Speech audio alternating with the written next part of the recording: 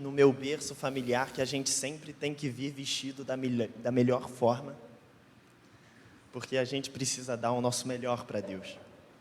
Só que a minha melhor roupa tá suja. A camisa do Fluminense eu usei ela o dia ontem todo, Pedro. Vê se pode. Então eu botei esse terno aqui. Eu acho que essa é a minha segunda melhor roupa, mas vamos lá. Desculpa, gente, eu não poderia deixar de passar em branco o jogo do Fluminense ontem. Em 1 João, capítulo 3, a partir do versículo 11, diz assim a palavra de Deus: porque a mensagem que ouviste desde o princípio é esta, que nos amemos uns aos outros, não segundo Caim, que era do maligno e assassinou o seu irmão. E por que o assassinou? Porque as suas obras eram más, e as de seu irmão justas. Irmãos, não vos maravilheis se o mundo vos odeia. Nós sabemos que já passamos da morte para a vida, porque amamos os irmãos. Aquele que não ama, permanece na morte. Todo aquele que odeia o seu irmão é assassino. Ora, vós sabeis que todo assassino não tem vida eterna permanente em si. Nisto conhecemos o amor, que Cristo deu a sua vida por nós, e devemos dar a nossa vida pelos irmãos. Ora, aquele que possuir recursos desse mundo e vir a seu irmão padecer necessidade, e fechar-lhe o seu coração, como pode permanecer nele o amor de Deus? Filhinhos, não amemos de palavras, nem de língua, mas de fato e de verdade. Senhor Deus, muito obrigado por esse dia, Pai.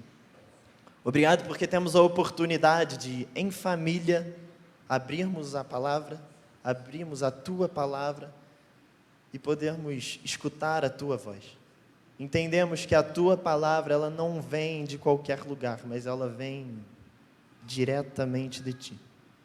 Então que nesse momento, Pai, eu não possa atrapalhar a Tua mensagem, que a Tua palavra ela possa ir diretamente aos nossos corações aqui essa noite, e que ela possa penetrar na vida de cada um aqui, modificando a realidade, a estrutura, o físico e a alma de todos nós.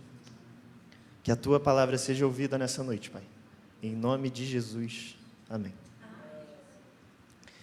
1 João, então, é uma carta que combate a uma linha herética surgindo na igreja que muitos conhecem como docetismo, uma linha dentro do gnosticismo. O que é isso?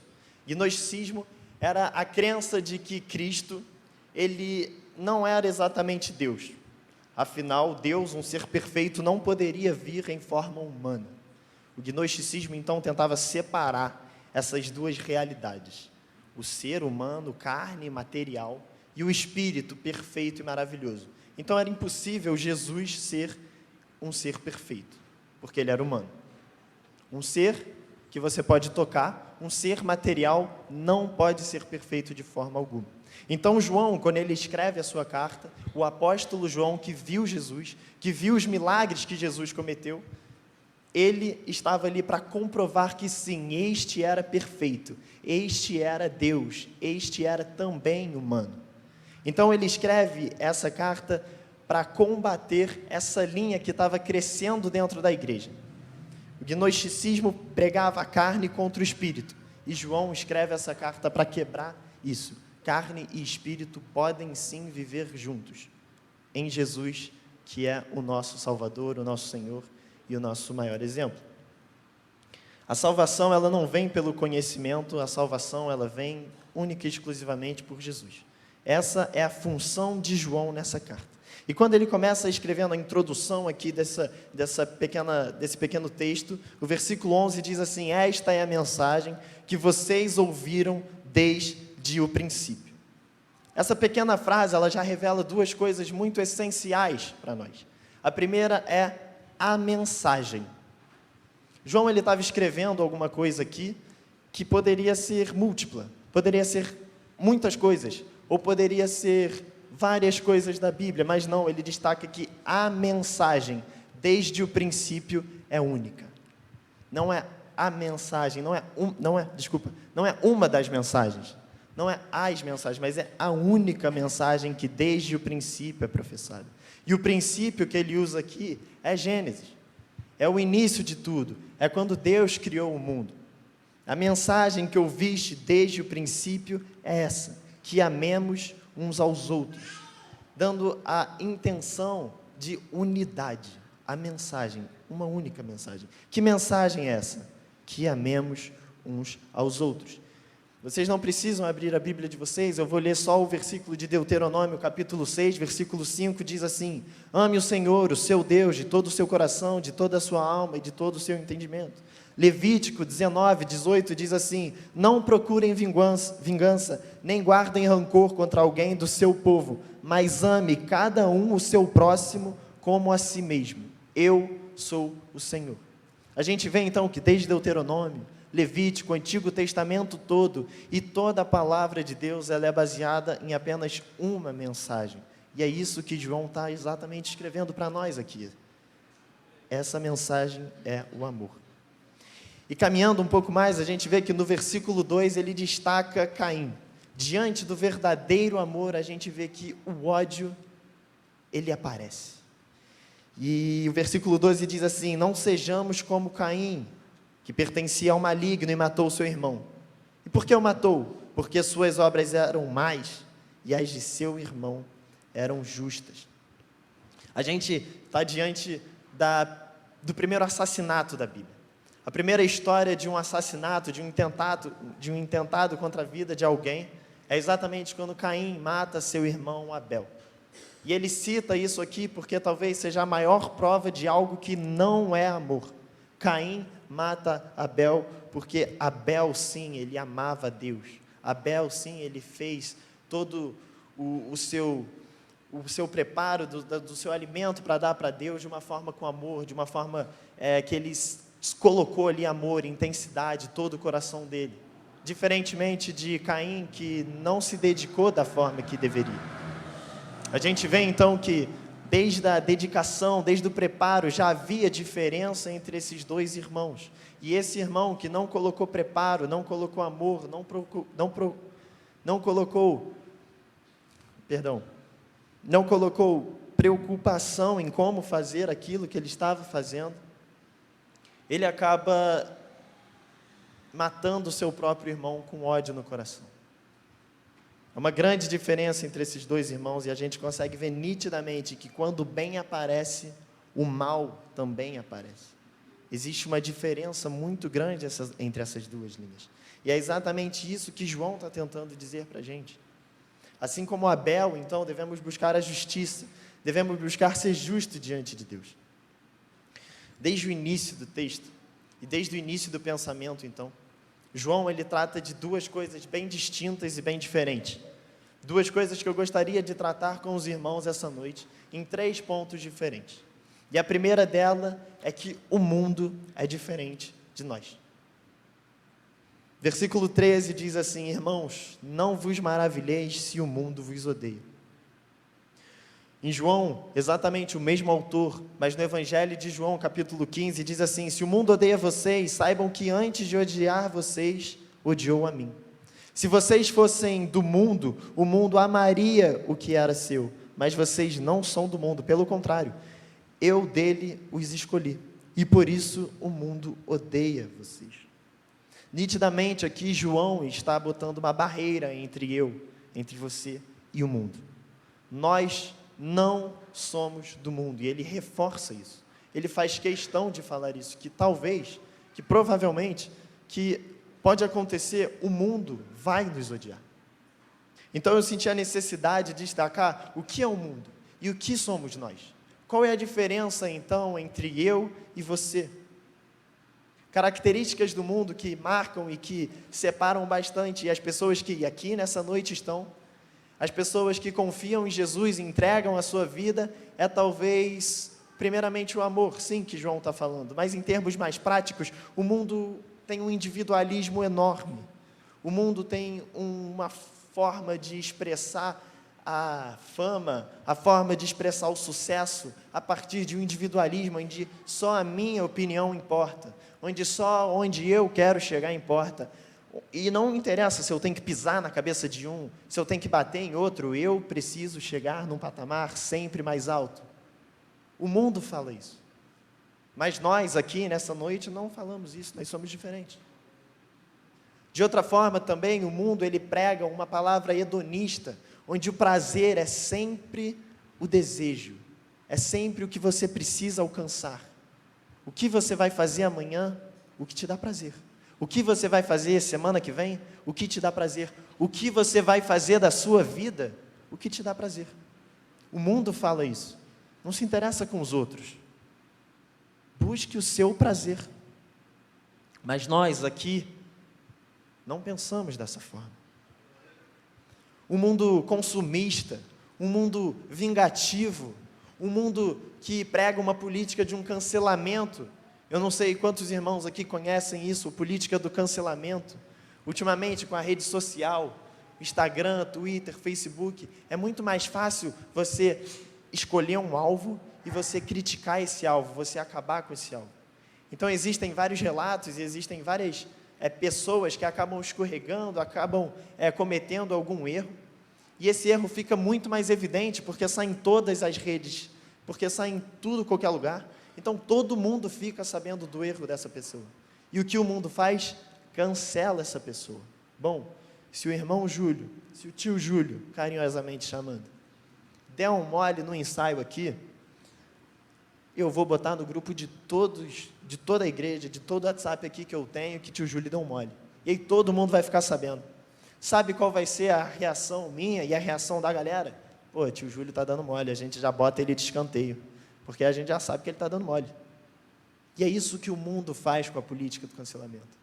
A partir do momento que você, a partir do momento que alguém escorrega ou comete algum erro, esse mundo critica cada vez mais e te coloca numa caixa de cancelamento. E nós aqui da igreja não fazemos isso. Amamos uns aos outros. Nós aqui na igreja proclamamos a justiça de Deus. Nós aqui na igreja defendemos a palavra de Deus. E nós aqui, nesta igreja, segunda igreja batista de Petrópolis, em toda a igreja de Deus espalhada na terra, professamos o amor de Cristo. É muito importante destacar que a nossa batalha não é contra o mundo. Nós não batalhamos contra aqueles que não estão aqui. Nós batalhamos contra o pecado. E há uma grande diferença entre batalhar contra o pecado e batalhar contra aqueles que não estão aqui.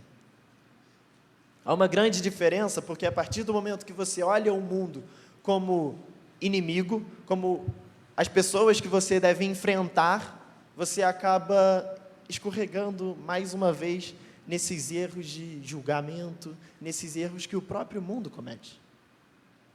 Nós não somos chamados para ser igual ao mundo. Nós somos chamados único e exclusivamente para quebrar e para lutar contra o pecado. Eu gosto então de trabalhar a ideia do Senhor dos Anéis. Eu quero fazer um parêntese rapidinho aqui, gente. Teve uma pregação aqui na igreja um dia que eu tive a oportunidade de trazer a palavra. E nos meus exemplos, nas minhas ilustrações, por 2 vezes ou por 3 vezes eu citei alguma coisa de futebol. E aí quando eu fui despedir no final, na saída, um irmão chegou para mim, eu sei que foi com todo o carinho do mundo, mas ele falou assim: isso não foi uma pregação, isso foi uma narração.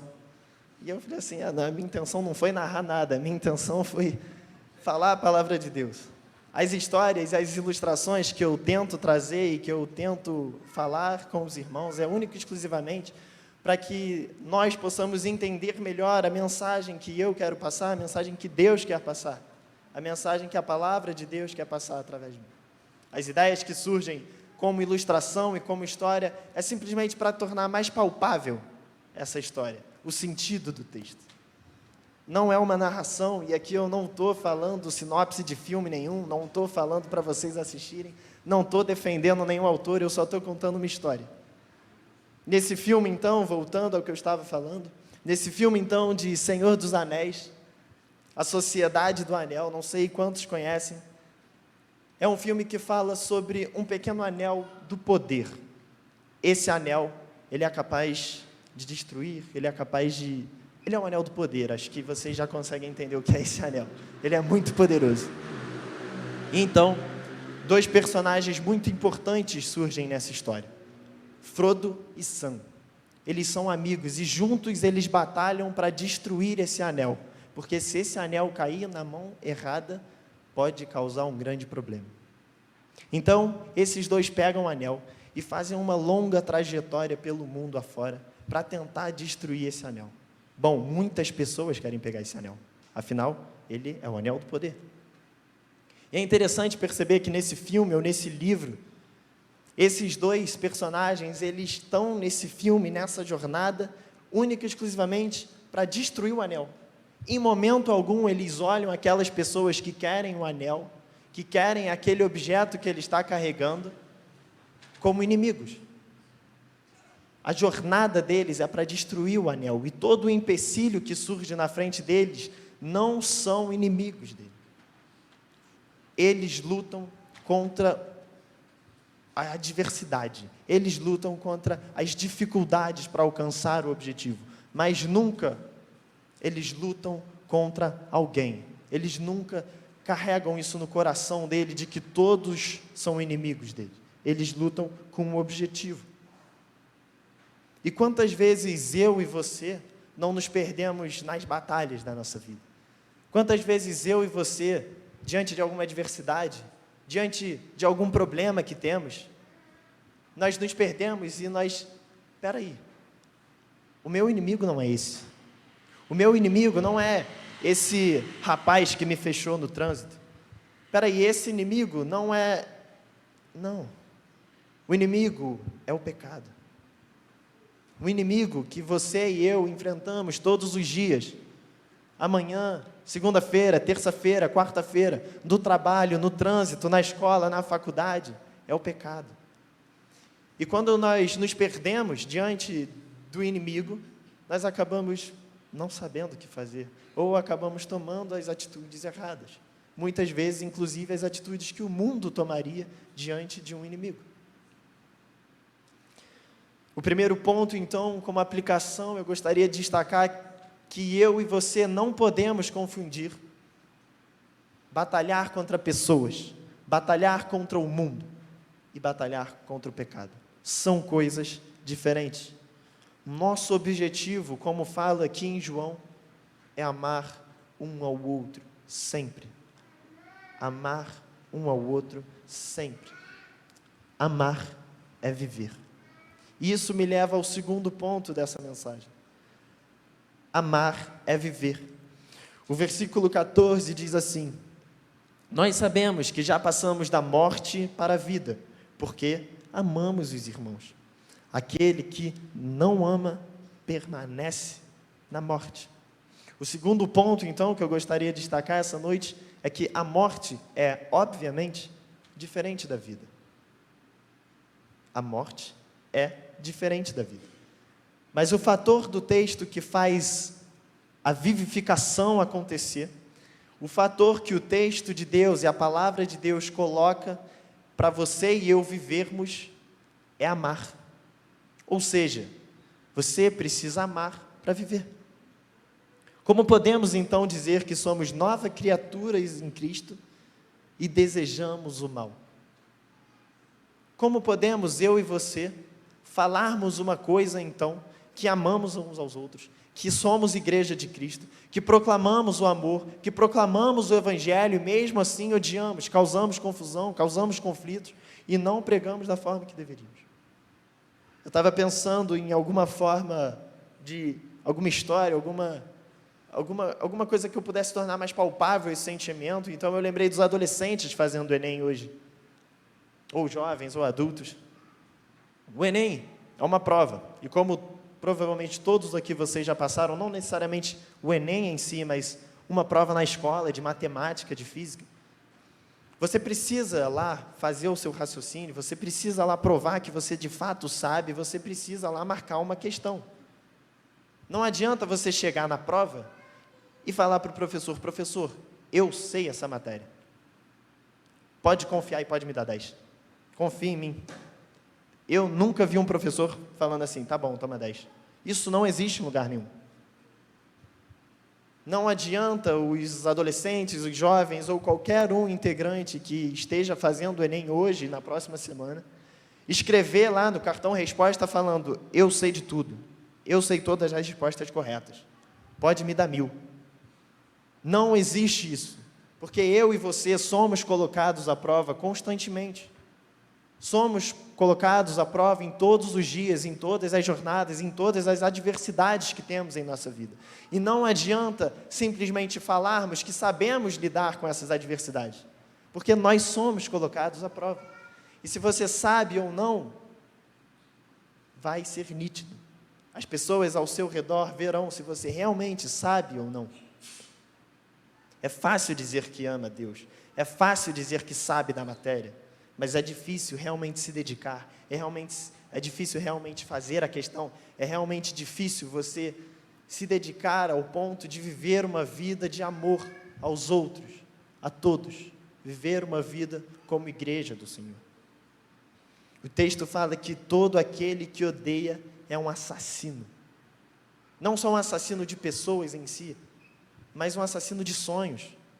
Aquele que odeia, que pode ajudar um colega, que pode ajudar uma pessoa necessitada, mas não ajuda, ele não está assassinando a pessoa, enfiando uma faca no coração dela ou atirando nela, não, ele está assassinando um sonho, de poder ajudar e não ajuda. Ele assassina a esperança da pessoa de às vezes receber um alimento, às vezes receber um casaco, às vezes receber qualquer coisa, mas não, ele não dá. Ele está assassinando a esperança da outra pessoa, ele assassina a regeneração da outra pessoa, podendo pregar o evangelho para ela e não pregando, ele assassina o perdão de outros, porque ele não pede perdão, ele não perdoa. Aquele que odeia é um assassino. Quem odeia mata, quem odeia está morto, e ainda não conheceu a vida.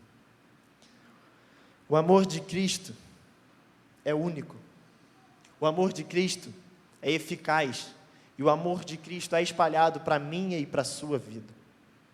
Sem o amor de Cristo, nós teríamos a condição do mundo, de apenas odiar, de apenas colocar os outros nessa caixa do cancelamento, de apenas falar mal, de apenas julgar, mas a Bíblia diz que porque Ele nos amou primeiro, nós também podemos amar. Nós amamos porque Ele nos amou primeiro. Essa é a mensagem da Bíblia. Essa é a mensagem da palavra de Deus. Diante disso, então, se o amor, esse primeiro amor que já foi derramado em minha e em sua vida, eu preciso destacar que o melhor de Deus para a sua vida e para a minha vida já foi derramado. A história de que o melhor de Deus está por vir não existe. Isso não está em lugar nenhum da Bíblia. O melhor de Deus já veio. O melhor de Deus se chama Jesus Cristo, na minha e na sua vida. Esperar então prosperidade, esperar então paz, esperar uma vida sem problemas a partir de não sei o que, a partir de um emprego, a partir de qualquer outra coisa, não é real. Deus enviou o seu Filho único, para que todo aquele que nele crê não pereça, mas tenha a vida eterna. E essa é a melhor coisa que Deus poderia fazer por mim e para você. Ele já fez. Jesus venceu o mundo. Jesus venceu a morte. Jesus venceu o ódio e espalhou o amor. O que me leva então a destacar o terceiro ponto e último ponto dessa mensagem, que é: o ódio é diferente do amor. Obviamente, mais uma vez, o ódio é diferente do amor.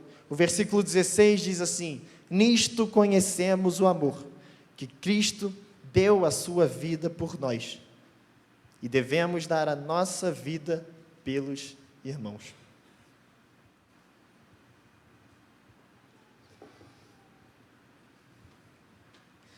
Versículo 16 novamente. Nisto conhecemos o amor, que Cristo deu sua vida por nós, e devemos dar a nossa vida pelos irmãos. Só conhecemos o amor porque Jesus deu a sua vida por nós. Amar, então, é um processo. É um processo para ganharmos essa vida e aprendermos com Jesus a praticarmos. Eu lembro que eu recebi um convite muito especial há um tempo atrás, que eu preguei lá na igreja do Touzete. O Vinícius está aí, ele me mandou uma mensagem, eu tive a oportunidade de pregar lá no encontro de jovens, não é isso, Vinícius? E eu preguei sobre o reino de Deus, e lá eu tratei sobre uma linha que a gente estuda na faculdade, que é o já e o ainda não. Já e ainda não. Como assim já e ainda não? Essa ideia do já e ainda não é que o reino de Deus ele já foi inaugurado com Jesus aqui na terra. Jesus, quando ele chega, ele fala que o reino está próximo, o reino já é chegado. E então, ele inaugura o seu reino e a partir de agora, todos aqueles que entram no reino de Deus já podem ser chamados de filhos de Deus. Todos aqueles então que amam a Jesus e todos aqueles que achegam a Ele, fazem parte deste reino de Deus. Então, quando Jesus fala e quando Ele derrama esse amor por nós, Ele começa com um processo que eu e você, devemos caminhar passo a passo, dia a dia, em direção ao Senhor Jesus Cristo. Por que já e ainda não? Porque é um processo. Eu e você já fomos tocados, já fomos transformados por esse amor de Jesus Cristo.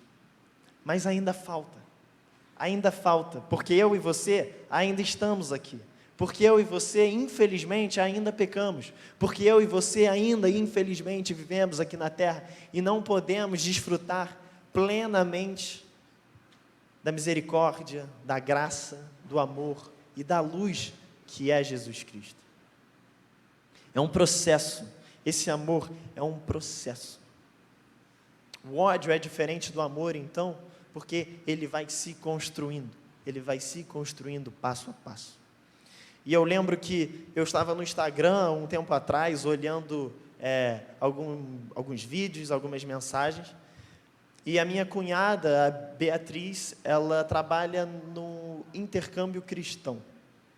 É uma rede que faz intercâmbio para as pessoas aqui do Brasil, para a Inglaterra, para a Alemanha, para alguns países da Europa, que tem o cunho de levar essas pessoas para algumas igrejas em outros lugares, para que eles possam conhecer a realidade dessas outras igrejas e ajudarem essas outras igrejas de alguma forma.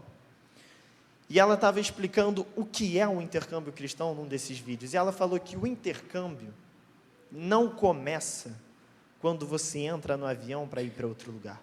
O intercâmbio não começa quando você sai da sua casa e você chega em outro lugar. Para aqueles que já fizeram o intercâmbio, que já saíram da sua casa, do seu lugar para estudar em outra localidade, vocês sabem muito bem que o intercâmbio ele começa quando você começa a pensar em ir para outro lugar. Quando você começa a planejar a sua viagem, planejar tudo que você vai fazer dali para frente. Bom, se eu estou falando de amor, se eu estou falando de já ainda não, que já começou, mas não terminou, eu não estou entendendo nada, Pedro. O que você está falando? O intercâmbio é exatamente a nossa vida aqui na Terra. Porque a partir do momento que nós decidimos que nós vamos para esse lugar, que aqui eu vou colocar o nome de céu, eu já começo a viver coisas que vão me levar para o céu. Eu já começo a perseguir as coisas que vão me fazer sentir em casa quando eu chegar lá. Bom, se eu vou para a Alemanha, dei um exemplo aqui, eu vou começar a experimentar comida alemã aqui, para ver se eu gosto. Eu não vou chegar lá para ver o que tem lá. Se eu vou para a Alemanha, eu vou aprender o alemão aqui. Eu não vou chegar lá falando em português com os caras, que eles não vão entender nada. Se eu vou para outro lugar, eu preciso me preparar antes, e esse preparo é exatamente o que eu e você estamos vivendo aqui na Terra. A nossa viagem, ela sim, será concretizada quando chegarmos de fato nesse outro lugar, mas ela já começa aqui e agora. O céu é sim uma promessa verdadeira no futuro, mas é uma promessa que começa aqui, agora, com as suas escolhas. Onde já se viu uma igreja desse tamanho, pessoas tão diferentes, estarem há tanto tempo juntas como família? Onde já se viu isso? Onde já se viu programações de família, programações de música, programações de adolescentes, de jovens, nunca acabarem? Onde já se viu um povo de Deus se reunir por tanto tempo, há 78 anos, não sei quantos anos a igreja tem, desculpa, gente. Quantos? 74, desculpa, 74 anos. Quase acertei. Onde já se viu 74 anos de segunda igreja batista, em Petrópolis, crescendo. Onde já se viu tantas igrejas espalhadas pelo mundo, tantas igrejas de pessoas proclamando a verdade, a palavra de Deus em família, unidas, movidas por um único amor, movidas por um único propósito. O convite para nós amarmos é urgente. O convite para nós amarmos é urgente. Partindo para a conclusão, então, versículo 17 diz assim: ora, aquele que possuir recursos deste mundo e vir a seu irmão padecer necessidade e fechar-lhe o seu coração, como pode permanecer nele o amor de Deus?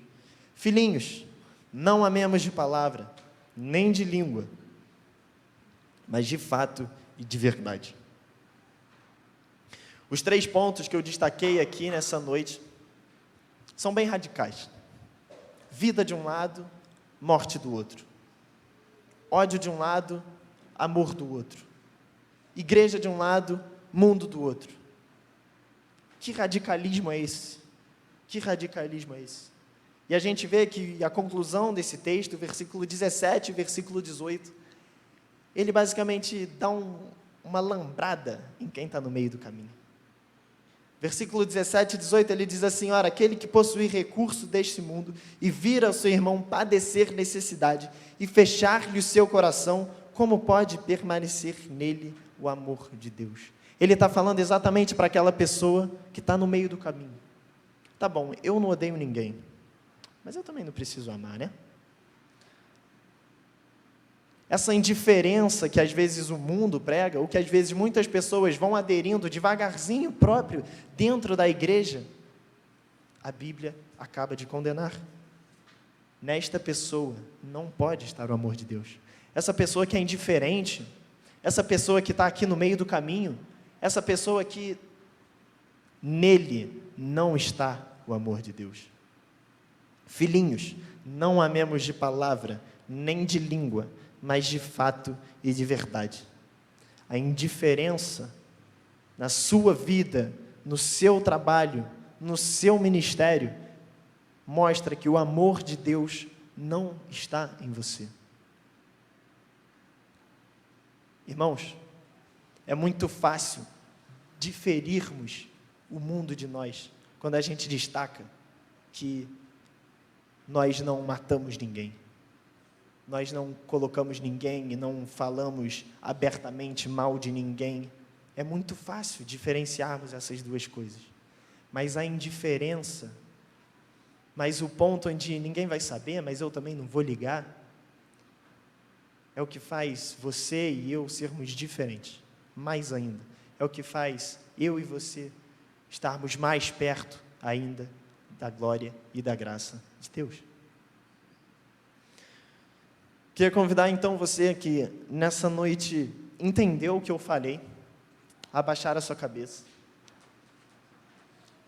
e de alguma forma fazer uma oração nesse instante, porque a palavra de Deus, ela diferencia muito facilmente o mundo da igreja. Ela diferencia muito facilmente quem nós somos e o que o mundo prega. Ela diferencia muito facilmente o pecado do que não é pecado. Mas existe um meio do caminho, onde eu e você, com a repetição e com a acomodação, tendemos a estacionar. O convite desse texto, através do amor, é para que nós possamos ser diferentes. Conhecer o amor de Jesus não basta. Falar sobre ele não basta. Urge que eu e você provemos esse amor em espírito e em verdade, para sermos relevantes na comunidade, para sermos atuantes, efetivos, por onde quer que andemos. Não por causa de mim, não por causa de você, mas tudo por causa de Cristo. O convite para você, o convite para a igreja, o convite para você na sua profissão, para você no seu ministério, é para que você seja diferente, para que você seja relevante. Não apenas um bom profissional, mas um profissional que espalhe, que fale do amor de Deus. Um estudante que fale e espalhe do amor de Deus. Não apenas em palavras, mas em atos, em atitudes. A oração nesse momento é uma autoanálise. A oração, então, que estamos fazendo nesse momento juntos, é para que Deus possa iluminar a nossa vida nesse instante. Para que eu e você possamos ser tocados. E entendermos onde nós podemos melhorar na nossa vida. Onde nós estamos sendo indiferentes. Com quem nós estamos sendo indiferentes. Em que situação, em que ministério estamos sendo indiferentes. Senhor Deus, muito obrigado por essa oportunidade de escutar a Tua Palavra. Obrigado porque temos a oportunidade de ler a Tua Palavra. E porque podemos escutar que o Teu amor nos salva, que a Tua graça nos basta, que a Tua misericórdia nos faz filhos. Obrigado por participar e ter o privilégio de trabalhar na Tua obra, e que isso possa ser vivo na nossa vida, não apenas na nossa vida hoje, aqui na igreja, no domingo, mas que isso possa ser vivo, segunda, terça, quarta, onde quer que estejamos, que o Teu amor possa ser como uma chama dentro de nós, que Teu amor possa modificar não só a minha vida, a minha casa e a minha família, mas que possa modificar o meu ambiente, o meu trabalho, o meu ministério, ou qualquer coisa que eu estou fazendo hoje que não condiz com a Tua palavra, que possa ser transformado, em nome de Jesus. É no Teu nome que oramos e pedimos socorro. Socorro diante de uma vida e diante de escolhas que constantemente nos colocam à prova, que nos colocam em maus lençóis. Mas agradecemos a Tua enorme misericórdia, Teu enorme amor, por nos receber de volta. Obrigado pela Tua palavra. Que nosso coração possa ser de fato transformado pela Tua palavra. E que possamos buscar isso cada vez mais. Nos aperfeiçoar no Teu amor. Obrigado, Pai, por esse momento maravilhoso que vivemos juntos em família. E em nome de Jesus. Amém.